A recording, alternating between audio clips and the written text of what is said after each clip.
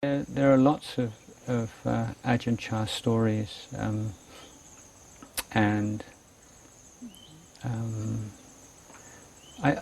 most of them are from the later period of his life again, and a lot of them collected by his Western disciples. And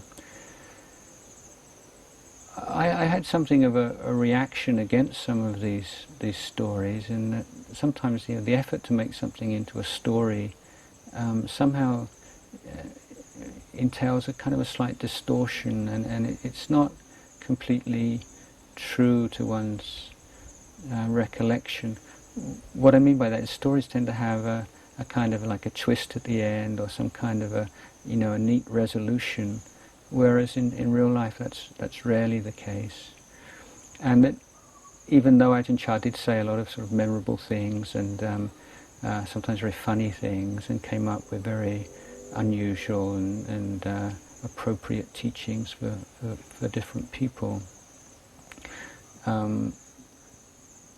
the memory of most people who lived with him over a period of years is not of those sort of funny, wise sayings, but of a general atmosphere of training, and of the Dhamma talks that Ajahn Chah would give on a regular basis. They would be 70–80% concerned with just everyday life in the monastery, and rules of discipline, and the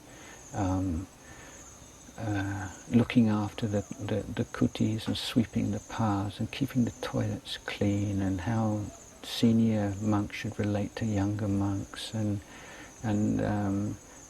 how to be restraining your senses on alms round, and not being greedy when you're taking food, and all these kind of really basic, down-to-earth kind of concerns.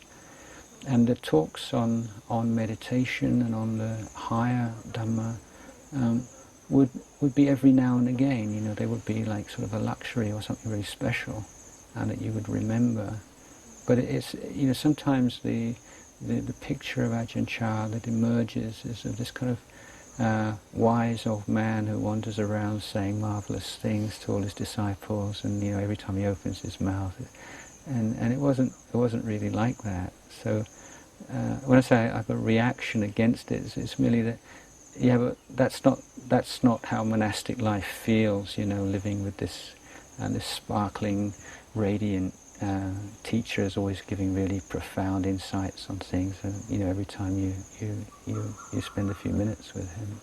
So I'm more interested in pointing out some of the basic underlying themes, and that we can see being expressed in the way that he taught people, the values that he stressed. And so one thing that makes him stand out, or distinguishes him from many teachers, is his refusal to talk about his own attainment, even with monks.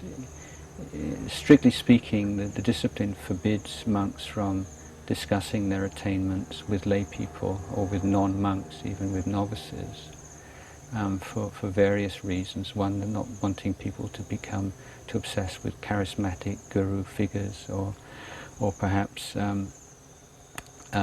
starting to neglect monks or monastic communities that don't have enlightened members. And so the Buddha wanted the devotion to be to the monastic order rather than to particular individuals within it. So that's already forbidden, but still, monks will often refer to it obliquely, and also the whole area around psychic powers, which many monks of this level do possess. And Ajahn Chah was certainly no exception. I think it's not just a matter of wishful thinking, or just thinking your teacher's wonderful and interpreting certain things he does and says, well, that's magical and special. But I mean, there are some very clear examples which I think even the most skeptical person would have difficulty refuting. And I don't think, for me, that's not so much the issue. therefore what's important for me is that Ajahn Chah would downplay this kind of stuff and not talk about it, and not try to use it as a means of inspiring people at all. He felt that it was dangerous for people to get sort of interested and involved in practicing in order to get psychic powers.